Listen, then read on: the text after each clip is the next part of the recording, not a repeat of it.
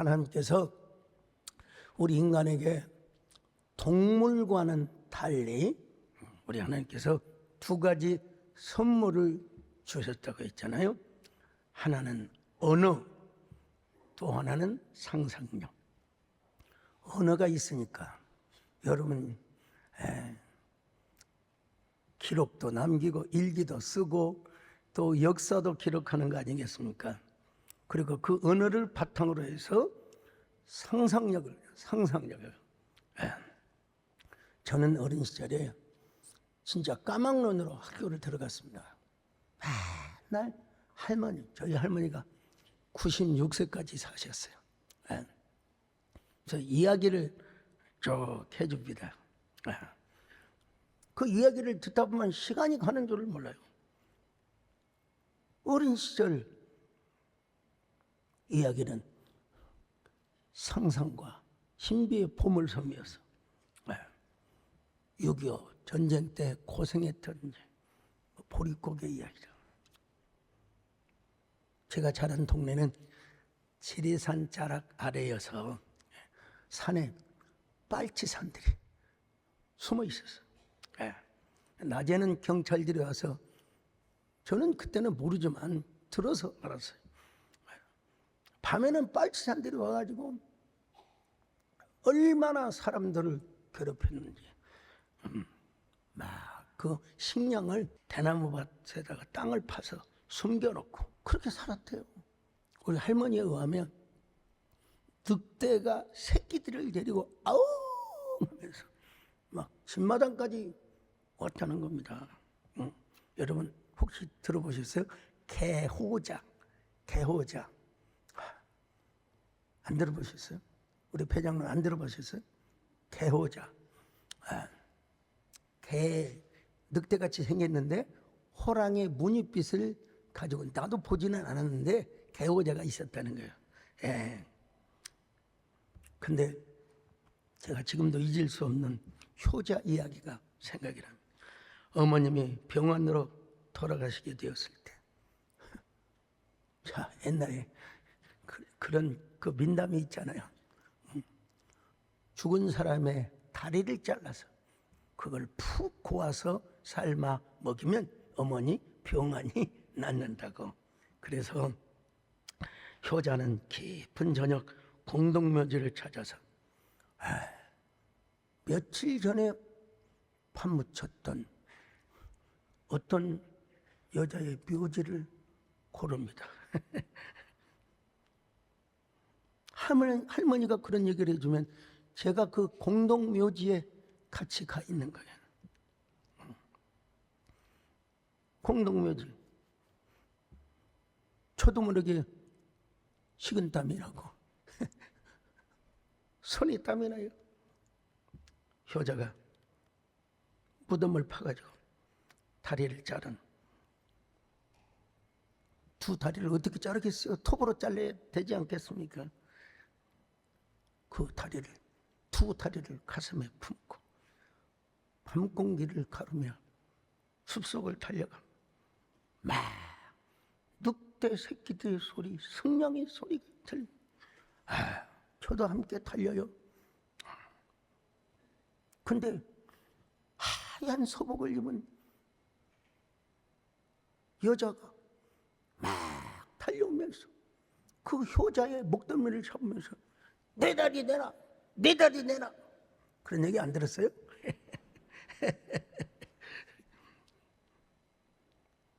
내 다리, 내 다리.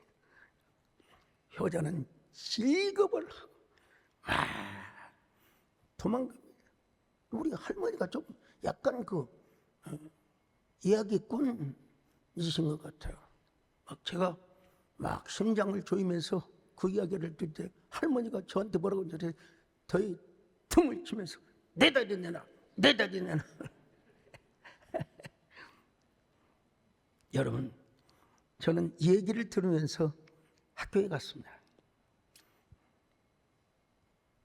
학교 갈 때 남들은 기억력이 뒤없이 가나다라 봐봐 다 저는 아무것도 모르겠어요.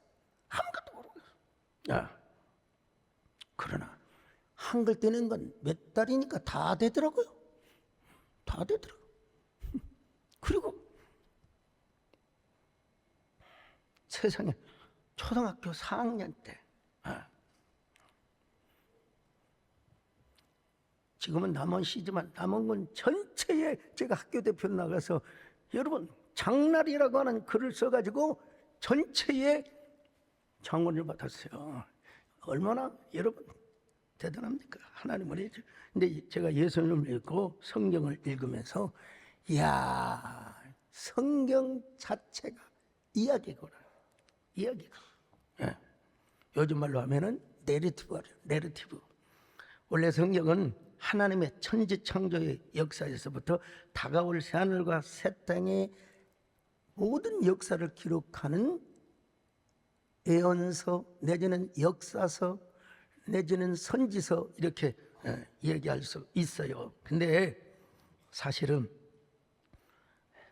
그것이 기록되는 그 방식, 그 구조 자체가 뭐냐? 내러티브다 이 말이야. 내러티브. 예. 내러티브라고 하는 말은 라틴어의 내레아레라는 말에서 나왔는데요. 무슨 이야기냐? 이야기하다. 스토리하다 이 말이에요. 예. 내러티브를 이야기할 때 스토리텔링을 언급하기도 하는데 엄밀하게 말하자면 스토리텔링은 어떤 내용을 전달하는 과정을 이야기한다면 내러티브는 전달하려고 하는 내용과 그리고 전달 방법까지 함께 아우르는 문학적 한 장르, 예술적 한 장르라고 이야기할 수 있어요. 내러티브도 여러분 두 가지가 있어요. 두 가지로 분류할 수 있는데 헬라적 내러티브와 히브리적 내러티브가 있어요. 헬라적 내러티브가 뭔 줄 아세요? 주로 분석하고 증명하고 논증하며 설득하는 옛날 목사님들은 주로 뭐라고 했냐? 말씀을 쪼갠다. 여러분 뭔 말씀을 쪼갭니까? 이걸 아셔야 돼요.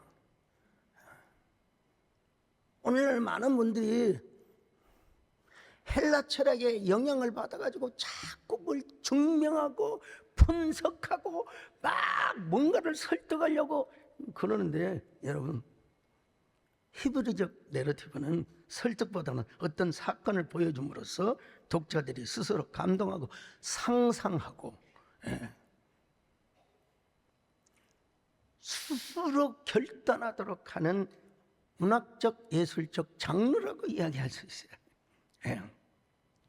그런데 여러분 성경은 바로 이런 히브리적 내러티브 방식으로 기록되었다는 사실을 아셔야 됩니다.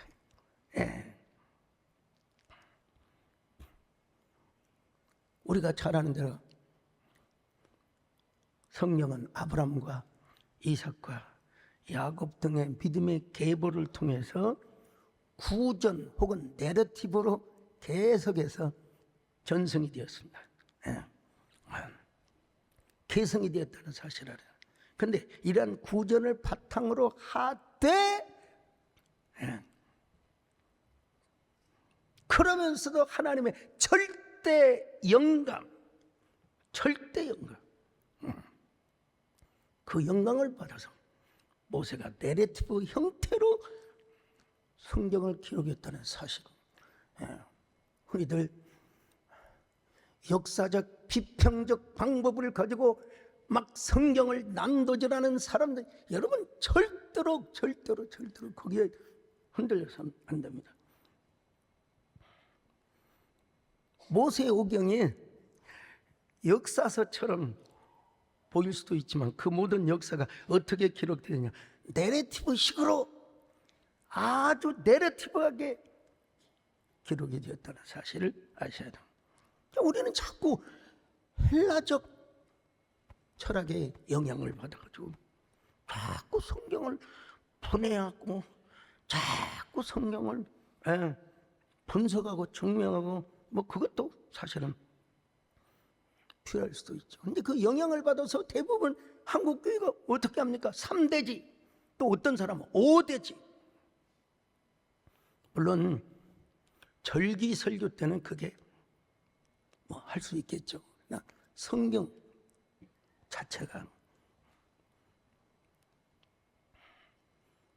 내러티브하게 기록되었다는 사실을 아셔야 돼요.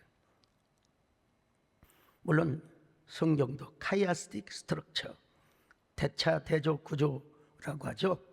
그렇게 기록된 부분이 있어요. 그러나 그 카이아스틱 스트럭처마저도 자연스럽게 내러티브하게 전달이 되도록 하기 위해서였다는 사실을 우리가 알아야 돼요. 그러니까 우리는 자꾸 이렇게 성경을 분해하고 그러기 전에 한편의 이야기. 왜냐하면 성경의 4분의 3이 다 내러티브하게 구성이 되어 그 기록이, 그것도 뭐냐? 하나님의 절대 영감, 하나님의 절대 기준에 의해서.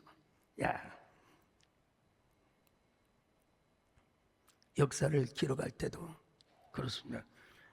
역사는 팩트를 기록해야죠. 당연히 팩트를, 우리 김민호 장로님 오셨는가요? 역사는 당연히 팩트를 당연히 기록해야 되죠. 그러나 어쩔 수 없이 그 역사를 기록한 사람의 의도가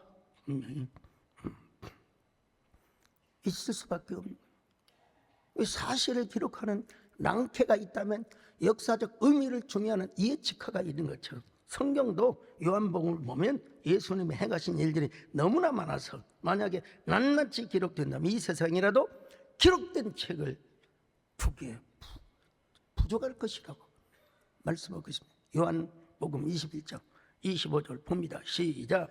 예수께서 행하신 일이 이 이외에도 많으니 만일 낱낱이 기록된다면 이 세상이라도 이 기록된 책을 두기에 부족할 줄 아노라. 여러분, 사도 요한뿐만이 아니요, 모세도 마찬가지고 성경의 기록자들이 얼마나 쓰고 싶은 이야기들이 많겠습니까?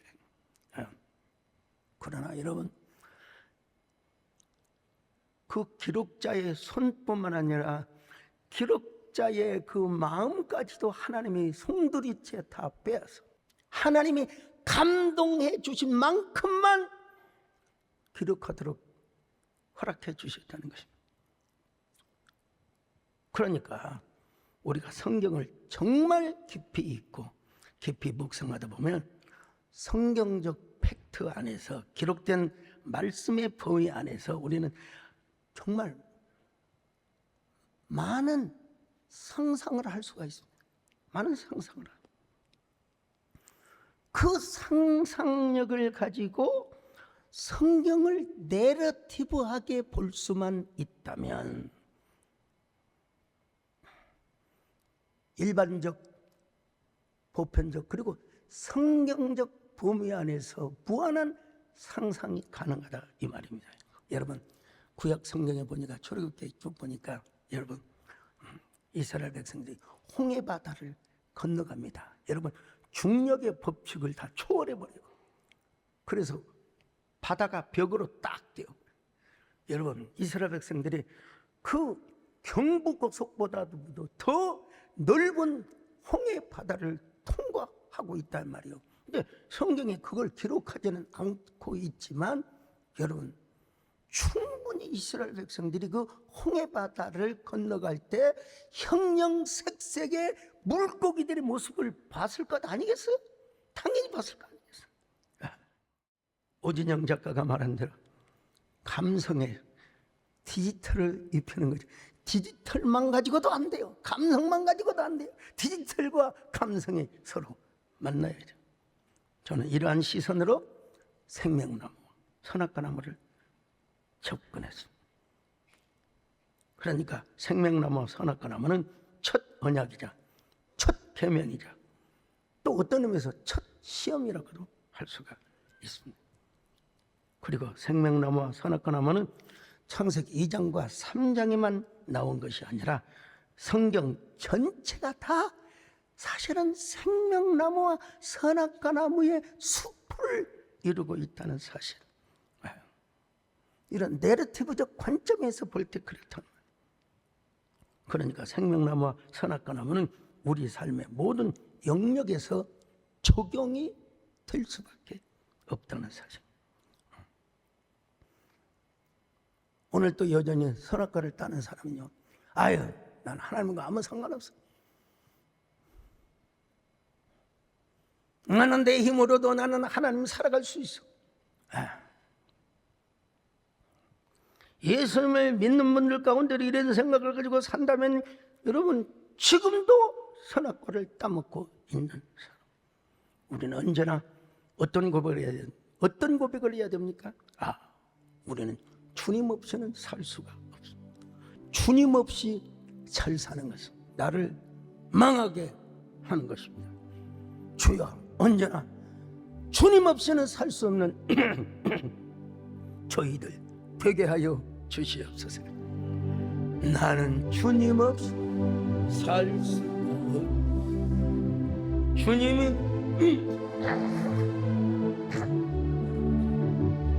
주님 없이도 잘 살아.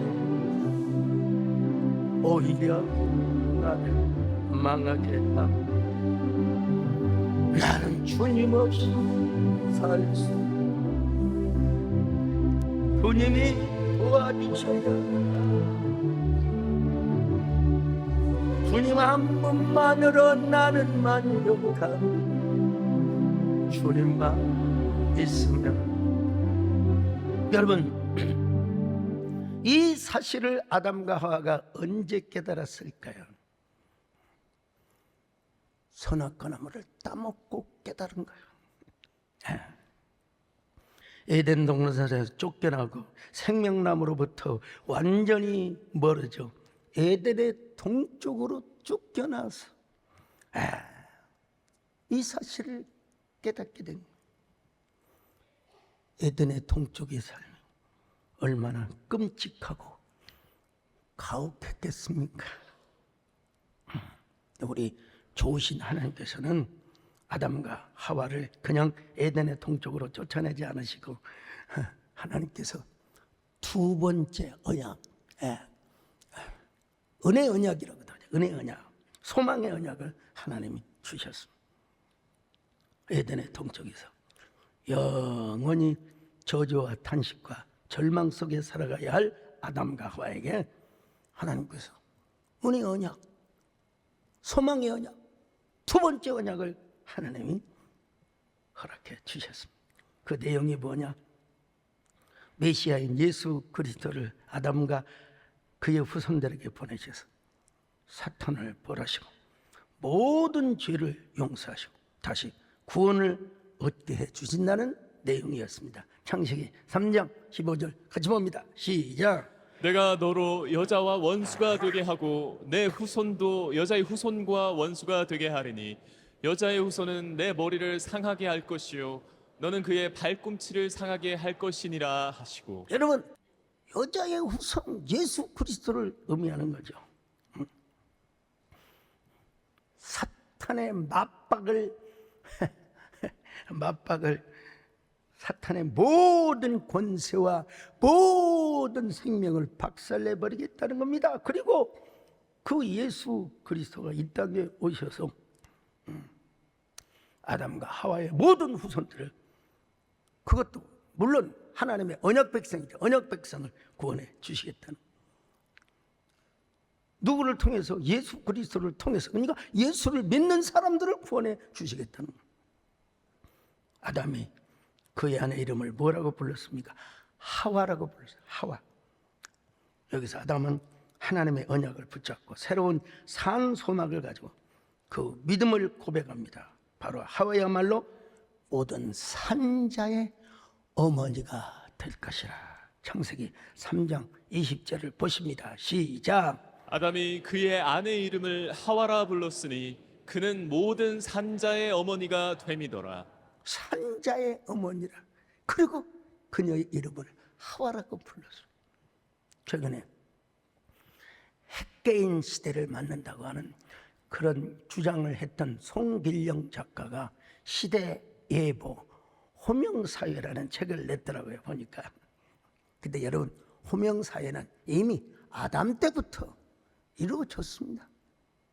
호명사회가 뭐냐? 서로 이름을 불러주는 그런 사회를 이야기하는데요.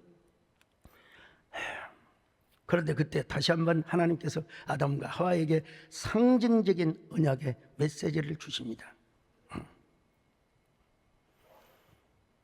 선악과를 따먹고 저 그늘 안에서 부끄러워가지고, 왜냐면 그때는 무시 없었어요. 벌거벗은 상태로 있었어요. 그래서 부끄러워서 수치스럽게 생각하고 있었던 아담과 하와에게 가죽옷을 입혀주셨어요. 가죽옷을. 자, 창세기 3장 21절 시작. 여호와 하나님이 아담과 그의 아내를 위하여 가죽옷을 지어 입히시니라. 이 가죽이 어떤 가죽인지 글쎄요. 밍크, 호피 여러분 여러 가지 생각할 수 있잖아요. 그러나 성경에서는 뭐라고 얘기를 안 하기 때문에 그냥 흔하게 양가죽으로 입혔을지 하여간 어쨌든 간에 장차 예수 그리스도가 이 땅에 오셔서 십자가의 죽으심으로 말미암아 임하게 될, 우리가 입게 될 의의 옷, 거룩한 은혜의 옷을 말씀하지 않겠습니까? 이것을 당시에 아담과 하와 입장에서 이야기를 한다면 하나님께서 메시아를 통해서 에덴의 영광과 축복을 다시 회복시켜 주시고 다시 에덴으로 들어갈 수 있는 길을 열어주겠다는 것. 다시 말하면 신라곤을 복락원으로 여러분 회복시켜 주시겠다는 얘기입니다. 언젠가 메시아를 통해 다시 에덴으로 들어가서 생명나무를 따먹게 해주는 길을 열어주시겠다는 내러티브죠. 그러니까 아담과 하와는 에덴 동산을 갈망하지 않을 수가 없어요. 언제나 에덴이 그리워지고, 왜? 인간은 근원에 대한 목마름이 있어요. 철학자가 보든 역사학자가 보든 문학자가 보건 다 여러분 근원에 대한, 그래서 종교 개혁 때도 여러분 아드폰테스 근원으로 돌아가자, 본질로 돌아가자,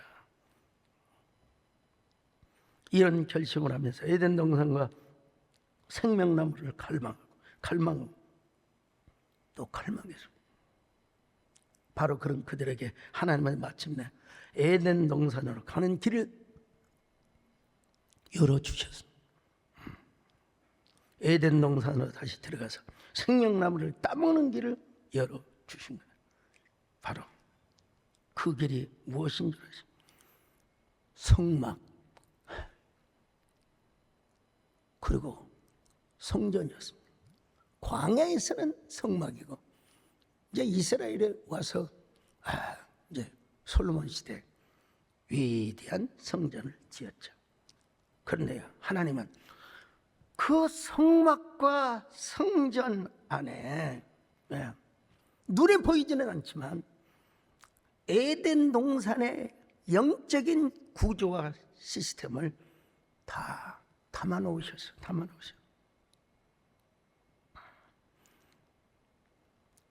하나님의 성전, 하나님의 성전. 에덴 동산의 정문도 여러분 동쪽이야. 그러니까 에덴의 동쪽이라 했던 것이죠. 그런 것처럼 여러분 저 성막의 정문도 어디냐? 성전의 정문도 어디냐? 동문이었어요. 동쪽문이야. 그래 구약의 선민들은 눈에 보이지는 않지만 바로 하나님의 성전에 들어가면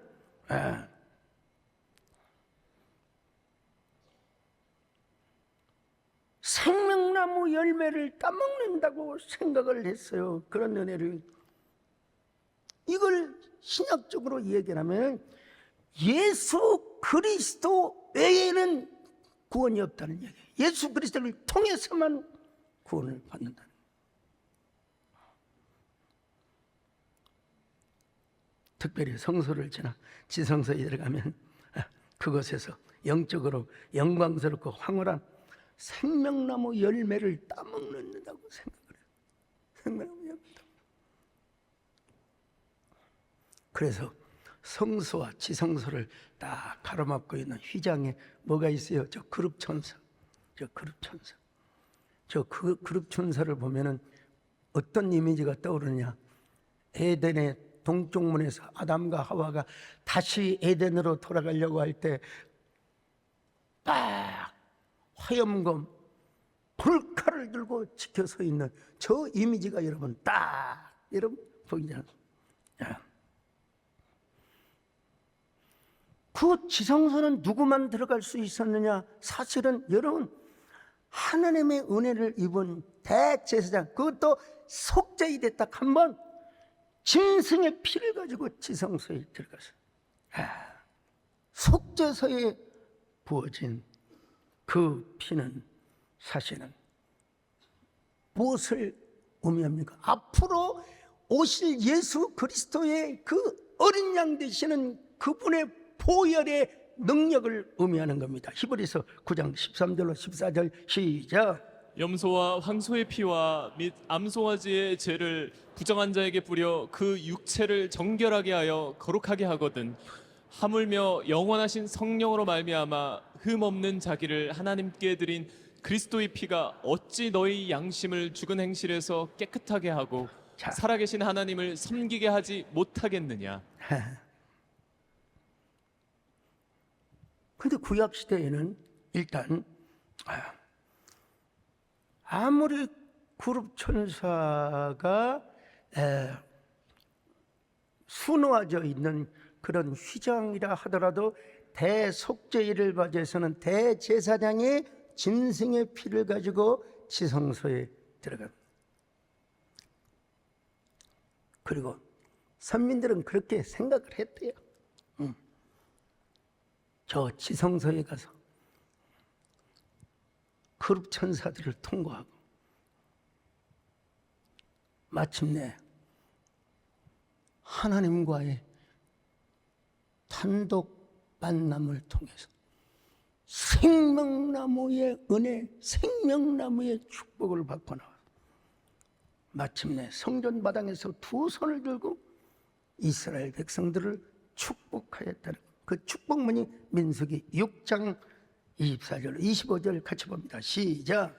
여호와는 내게 복을 주시고 너를 지키시기를 원하며 여호와는 그의 얼굴을 내게 비추사 은혜 베푸시기를 원하며 여호와는 그 얼굴을 내게로 향하여 드사 평강 주시기를 원하노라 할지니라. 자, 여러분 이 제사장들의 축복을 받는 자들이 얼마나 행복하겠습니까? 근데 이 사람들은 어떤 사람이냐? 성전에 동문을 통해서 들어와야 했습니다. 그 동문으로 들어가는 것이 바로 에덴으로 돌아간다고 그들은 생각했기 때문에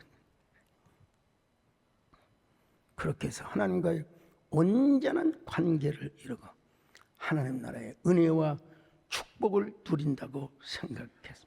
자, 그런데 우리 예수님이 오셔서 당시로서는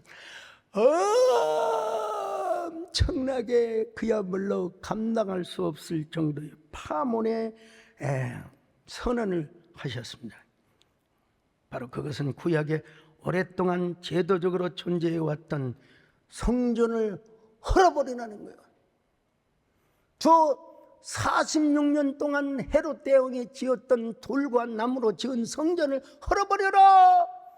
내가 3일 만에 다시 성전을 세우리라. 야, 참 요한복음 2장 19절로 21절 봅니다. 시작. 예수께서 대답하여 이르시되 너희가 이 성전을 헐라 내가 사흘 동안에 일으키리라. 유대인들이 이르되 이 성전은 46년 동안에 지었거늘 네가 3일 동안에 일으키겠느냐 하더라. 그러나 예수는 성전된 자기 육체를 가리켜 말씀하신 것이라. 여러분, 한마디로 말해서 성전 정결 사건이 아니에요. 내부를 인테리어하고 뭐 어디를 수선하고 그런 게 아닙니다. 네. 성전 척결 사건입니다. 네. 폐체의 사건이라고 이야기할 수 있어요. 이제는 성전 시대가 끝났다는 거예요. 예수님 자신을 통해서 에덴 동산으로 갈 수 있고, 예수님 자신이 성전이고 생명나무란 말입니다. 예수님 몸 안에, 예수님의 존재 안에 에덴의 모든 영적인 구조와 시스템이 다 들어있다는 것입니다. 예수님은 에덴으로 돌아갈 수 있는 유일한 길이 되시고, 또 예수님 자신이 생명나무가 되신다는 사람. 그래서 성경은 이렇게 말씀하고 있지 않습니까? 예수님이 그렇게 말씀하셨죠. 요한복음 14장 6절입니다. 시작. 예수께서 이르시되 내가 곧 길이요 진리요 생명이니 나로 말미암지 않고는 아버지께로 올 자가 없느니라. 그런 의미에서 여러분, 초대교회 유명한 교부 어거스틴, 이 어거스틴 참 만이교에 심취를 해가지고 온갖 부도덕한 일을 얼마나 많이 했는지 몰라요. 그의 어머니 모니카 여사가 얼마나 눈물로 기도했는지 몰라요. 그 눈물의 기도의 열매가 여러분 어거스틴이 된 거예요. 위대한 교부가 되었던 거죠. 근데 이런 어거스틴은 에덴 동산에 있었던 생명나무를 예수 그리스도라고 그렇게 해서 그랬어요. 개혁신학의 아버지라 불리우는 존 칼빈 선생입니다. 에덴 동산의 생명나무를 하나님이 아담과 하와에게 주신 성만찬 표현만 다를 뿐이지 똑같습니다. 성만찬. 예수 그리스도라는 것이죠. 예수 그리스도. 예수님은 어떤 분으로 오셨습니까? 여러 가지 표현 방식이 또 다 다를 수가 있죠. 특별히 요한복음 1장 36절에 보니까 어린 양으로 오셨대요. 자, 같이 봅니다. 시작. 예수님께서 거니심을 보고 말하되 보라 하나님의 어린 양이로다. 어린 양이 뭡니까? 여러분 다 주님 앞에 드려졌던 그런 희생제물 아닙니까? 또 사도 바울은 마지막 아담으로 오셨대. 마지막 아담. 하나님 나라의 왕으로 살려주는 영으로 오셨다는 거예요. 자, 고린도전서 15장 45절 같이 봅니다. 시작. 기록된 바 첫사람 아담은 생령이 되었다 함과 같이 마지막 아담은 살려주는 영이 되었나니. 그러니까 성경적 내러티브로 볼 때 예수님은 생명나무 자체로 오셨다고 여러분 충분히 설명을 할 수가 있습니다. 특별히 요한계시록에 보면은 이긴 자는 무슨 신천지 아무개를 말한 게 아니라 우리가 신앙생활에서 승리하면 다 이긴 자가 되는 거예요. 다 여러분 다 이긴 자들이 되시길 주의 이름으로 축원합니다. 이걸 이긴 자들에게 뭘 주신다고요? 생명나무의 열매를 주시겠다는 것입니다. 여러분 요한계시록 2장 7절 같이 보십니다. 시작. 이기는 그에게는 내가 하나님의 낙원에 있는 생명나무의 열매를 주어 먹게 하리라. 얼마나 멋진 은유적 다중적 의미를 포함하고 있습니다. 요한계시록 22장 14절도 보니까 여러분 다 이런 축복을 소개하고 있어요. 자, 같이 읽습니다. 시작. 자기 두루마기를 빠는 자들은 복이 있으니 이는 그들이 생명나무에 나아가며 문들을 통하여 성에 들어갈 권세를 받으려 함이로다. 두루마기를 빠는 자, 다시 말하면 행실을 회개하고 참회하며 하나님 앞에 성결한 삶을 살아가는 사람들은 항상 영원히 생명나무 열매를 따먹는 은혜를 주신다고 말씀하고 있어요. 여러분, 그 생명나무는 무엇입니까? 예수 그리스도. 예수 그리스도의 종말론적 영원한 존재 방식을 은유적으로 표현하는 게 여러분 생명나무.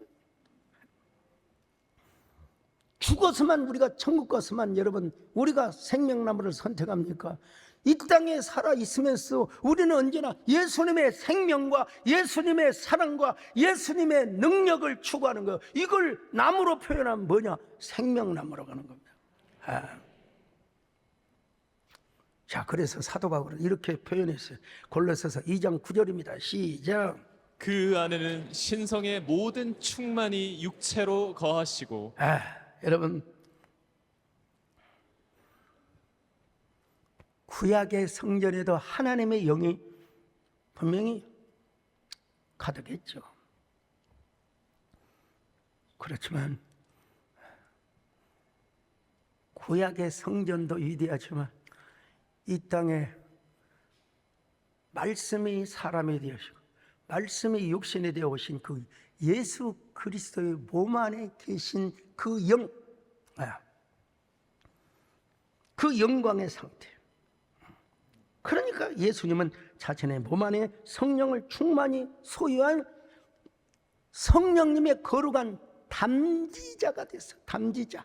야, 난 이거 내가 표현해 너무 멋있는 말씀. 담지자, 성령의 담지자. 여러분, 우리 예수님은 예수님 안에 있는 당신의 그 영광, 성령의 충만, 그 영광의 그 뭐라고 할까요? 그런 모든 임재, 프리센스죠. 임재. 이걸 언약 백성들에게 다 나누어 주기를 원했습니다. 자기가 십자가에 죽으심으로써 자기를 믿는 모든 사람들에게 성령의 담지자가 되게 하나님이 원하셨다는 것이죠.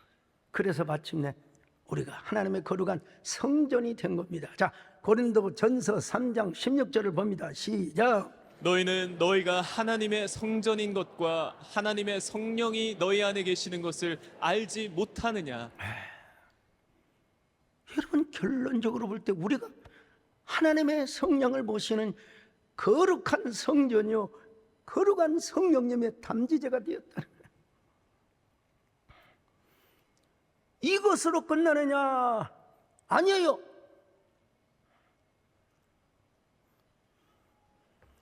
그 일본의 내천감삼이라든지 우리나라의 김교신 선생님이라든지 참 사상은 훌륭하죠.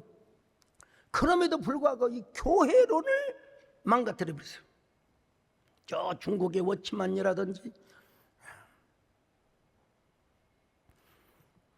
우리 하나님께서는 우리 개인이 하나님의 성전으로 개별적으로 존재하는 게 아니라 우리 모두가 서로 한 몸을 이루는 한 공동체를 이루는 주님의 몸된 교회를 만드셨다는 것입니다. 그 몸된 교회 안에 우리가 실체가 되고 여러분 거룩한 몸된 교회의 한 일원이 되어 있다는 게 여러분 얼마나 큰 축복이고 하나님의 은혜입니까? 교회는 뭐라고 말합니까? 교회는 만물을 충만케 하는 자의 충만이라고. 만물을 충만. 자, 에베소서 1장 23절 시작. 교회는 그의 몸이니 만물 안에서 만물을 충만하게 하시는 이의 충만함이니라. 이 말이 무슨 말이냐? 교회가 하나님의 거소가 된다. 그리고 그 거소가 교회를 통하여 하나님 나라가 확장되도록 한다는 그 말이 바로 만물을 충만케 하는 자의 충만이란다. 오늘도 우리 교회 안에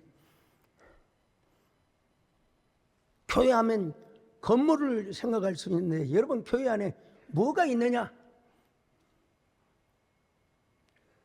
에덴 동산이 영적으로 존재하고 있다. 에덴 동산. 근데 그 에덴 동산은 선악과가 아니라 여러분 생명나무 숲으로 가득해지는 만물을 충만케 하는 자의 충만이라고 여러분 생각하셔야 됩니다. 생각하셔야 돼요. 오늘 우리 교회 안에도 여러분 에덴 동산의 영적인 구조와 시스템이 있어요. 예. 왜냐하면 교회가 주님의 몸이기 때문에 그렇습니다.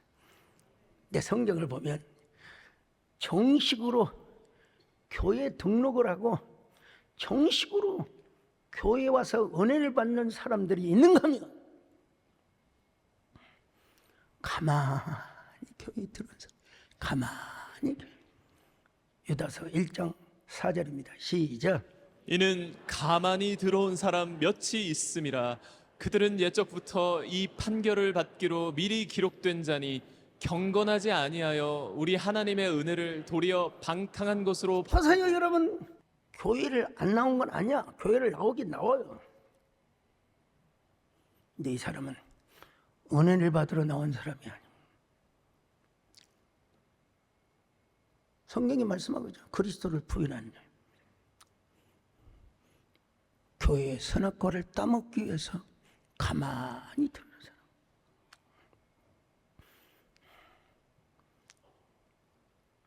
요즘 보면 기독교의 이름으로 교회를 정지하고 교회 이름으로 서로 간에 총질을 하는 것들. 야, 요즘 참 특별히 젊은이들 좋은 영상만 보시고 좋은 유튜브만 보셔야지. 여러분, 우리가 이렇게 살아서야 되겠습니까? 당연히 지옥에 떨어지는 선악과가 아니라 천국행으로 인도하는 생명나무를 선택해야 하지 않겠습니까? 생명나무를 선택할 뿐만 아니라 생명나무를 따먹고 영생을 누리는 그 축복의 황홀한 세계와 신비스러운 세계를 상상하며 누리며 경험하며 살아가야 되지 않겠습니까? 모두 이런 사람이 되시기를 바랍니다. 그러한 축복의 세계를 상상하며 누리며 경험하는 저와 여러분 되시기를 주의 이름으로 축원합니다. 나의 구원, 나의 생명, 당신 나의 생명, 나의 사랑, 나의 소망, 당신 나의 생명. 하나님 아버지 감사합니다. 언제나 늘 어게인 생명나무로 돌아가게 하여 주옵소서. 그 생명 과실 되시는 예수 그리스도의 스피리추얼리티, 그 하나님의 말씀 워딩을 따라 살아가는 저희들 되게 하여 주시옵소서. 예수님의 이름으로 기도 올려옵나이다.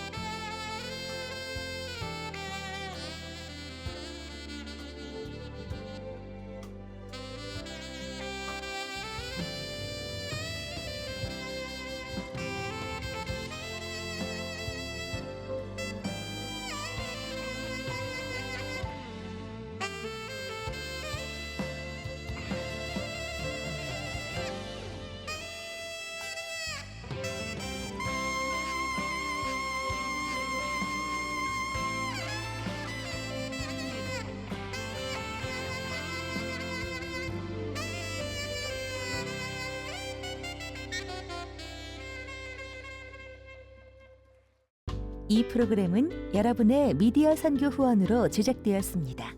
선교는 사명, 후원은 동역.